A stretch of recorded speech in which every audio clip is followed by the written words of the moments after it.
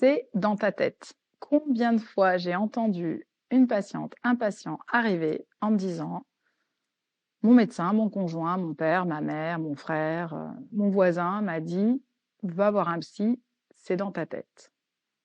Alors pourquoi je souris? Parce qu'il y a plein de gens, non, c'est pas dans leur tête. Donc je me suis fait une petite liste des best-of que j'ai eus. J'ai mal au ventre, mais ça doit être dans ma tête. Non. Dernièrement, j'ai reçu une dame qui, suite à des tests au niveau de certains allergènes, il y avait un médicament où tout simplement, elle était allergique à l'aliment et quand elle le prenait, elle avait mal au ventre. Donc non, c'était pas dans sa tête. J'ai reçu un jour une dame qui était très fatiguée et elle me dit oh là là, ça doit être dans ma tête parce que j'ai fait certains examens, je vais plutôt bien, donc ça doit être dans ma tête. Alors qu'est-ce que vous voulez que je vous raconte?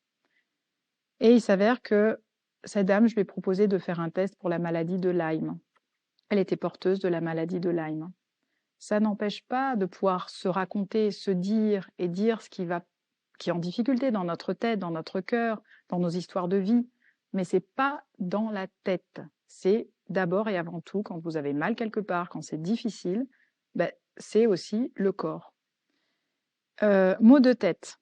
Combien de fois j'ai des personnes qui m'ont dit oh là là, j'ai mal à la tête, ça doit être psychologique.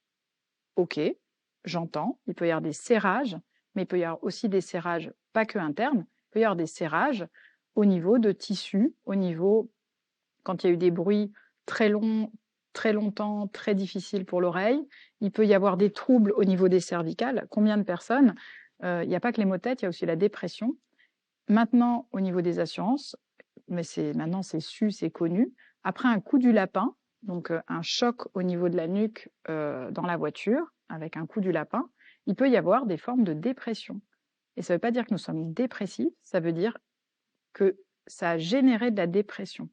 Et ça, c'est vraiment important de faire le distinguo, parce que sinon, il y a beaucoup de gens qui seraient médiqués, qui n'en auraient pas forcément besoin à ce plan-là, mais qui auraient besoin d'aller remettre de la souplesse au niveau des cervicales. Un point au cœur. Un jour, je reçois un patient qui me dit je suis un grand angoissé. Je ne dis pas que ce n'est pas possible, mais pour ce patient-là, à ce moment-là, ce n'était pas le cas. Il me dit mon chef de service m'a dit que j'étais angoissée. Je lui dis ah bon, et il est psychiatre? Non. L'angoisse, c'est une pathologie. Donc, l'angoisse, c'était une pointe, et il me montre une pointe au cœur. Et donc, je lui dis là, vous ne me montrez pas le cœur. Vous me montrez le diaphragme. Et il me dit, ah, mais vraiment, j'ai mal ici. Ok. Je l'envoie à l'époque à Irène, donc, qui est une fasciathérapeute qui a témoigné aussi sur Je suis née 3 fois. Ce patient avait un diaphragme bétonné, entre guillemets. Rappelez-vous que dans toutes les radios, donc c'est Enrico Kovacs qui vous l'explique, vous ne verrez toujours pour le diaphragme qu'une bande blanche, voilà, qui apparaît comme ça. Mais quand il est dur, bloqué, spasmé, ça ne se voit pas. Et donc ce patient, il a fait des examens, tout va bien, mais en vrai, il a une pointe au cœur. Et au fur et à mesure qu'il va retrouver la mobilité diaphragmatique, le diaphragme faisant un mouvement naturel dans l'inspire et dans l'expire, il va venir masser les organes, il va retrouver déjà de la respiration, déjà pouvoir respirer, qu'est-ce que c'est agréable, une légèreté mentale, et il va se rendre compte qu'il n'a plus d'oppression au cœur. Nous allons pouvoir travailler, qu'est-ce qui a fait qu'il a bloqué son diaphragme, qu'est-ce qui s'est passé. Mais par contre, non, c'est pas dans sa tête quand il dit qu'il a mal au cœur. Et en plus à cet endroit-là. Un jour, je reçois j'en ai reçu plusieurs, je pense à un petit garçon, mais aussi à une petite fille, qui me disent « je dors mal », et donc, forcément, c'est dans ta tête. Donc, oui, parce qu'il dit, les deux ont dit à peu près la même chose, j'ai peur parce que dans ma chambre, il y a quelqu'un. Quand ce sont des monstres, quand ce sont, suivant les films qui ont été vus, les dessins animés, il y a tout l'environnement imaginaire de l'enfant. Voilà. Mais quand un enfant, comme c'est le cas de cet enfant, une fois de plus, je ne vous parle que de cas singuliers, c'est-à-dire qu'il n'y a pas de généralisation à faire, c'est par rapport, c'est juste pour ouvrir des petites bulles de possibilités. Cet enfant-là, ce jour-là, quand il me dit dans ma chambre, il y a un monsieur et parfois j'ai peur, je sens en moi que cet enfant, il ne me raconte pas ni de l'imaginaire, ni voilà. Et donc, il m'arrive de faire appel à un géobiologue.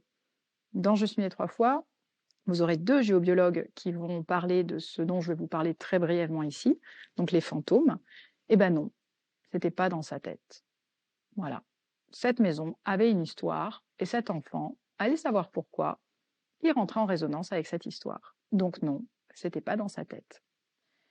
Je vous donne encore un exemple de c'est dans ta tête. Une dame qui me dit, bon, vous me croirez peut-être pas, mais voilà, j'étais dans un pays, j'ai ramené un objet, depuis je suis pas bien et je me dis que bah, je me sens agressée, mais comme m'ont dit des amis, bah, c'est dans ta tête. Donc, je vous fais le rapprochement trop tôt du voyage et de ça, parce qu'au début, quand cette dame vient, elle me dit pas qu'elle a voyagé. Au fur et à mesure, je lui pose des questions de où elle est allée, qu'est-ce qu'elle aime faire, depuis quand elle est pas bien. Et elle fait une corrélation entre je me sens agressée, je me sens pas bien, depuis mon retour de ce pays-là. Donc, je lui demande quel objet elle a ramené et je lui demande s'il s'est passé quelque chose de particulier dans ce pays. Et elle me dit qu'effectivement, il s'est passé quelque chose dans ce pays et qu'à un moment, elle aurait pu se prendre la tête avec quelqu'un. Ça m'arrive de le dire, ça m'arrive de ne pas le dire, mais dans le cas de cette personne, je ne l'ai pas dit parce que pour elle, c'était inenvisageable. Mais par contre, il y avait un travail qui avait dû être fait de magie noire. C'est-à-dire qu'en tant que jeune psychologue, quelqu'un qui avait mal à la tête, pour moi, c'était souvent dans sa tête. Quelqu'un qui était fatigué, bah, c'était aussi dans sa tête. C'est la manière dont elle conçoit la vie. Celui qui avait un poids au cœur, bah forcément, c'est qu'il a des problèmes de cœur aussi émotionnels. Celui qui dort mal parce qu'il y a quelqu'un dans sa chambre, bah c'est bien qu'il a quelque chose qui ne va pas dans sa tête, puisqu'il voit quelque chose qui n'existe pas dans la réalité. Et quand quelqu'un se sent agressé ou ne peut pas agir naturellement, pour moi, la magie noire n'existait pas. Au fur et à mesure de ma pratique, au fur et à mesure des rencontres que j'ai faites, au fur et à mesure de mes ouvertures, grâce à tous les thérapeutes, et je les remercie encore que j'ai rencontrés, et ben tout ce à quoi je ne croyais pas, j'ai pu ouvrir. Et nous sommes des êtres extrêmement complexes au niveau psychique, au niveau énergétique, il y a énormément de paramètres. Donc, s'il vous plaît, quand quelqu'un vous dit c'est dans ta tête, écoutez-vous et regardez ce qui est juste et bon pour vous, parce que non, c'est pas forcément dans votre tête. Il y a énormément de paramètres qui existent dans l'humain, conscient, inconscient, connus et inconnus de nous. Donc, osez demander de l'aide, osez ouvrir et, et osez vous écouter.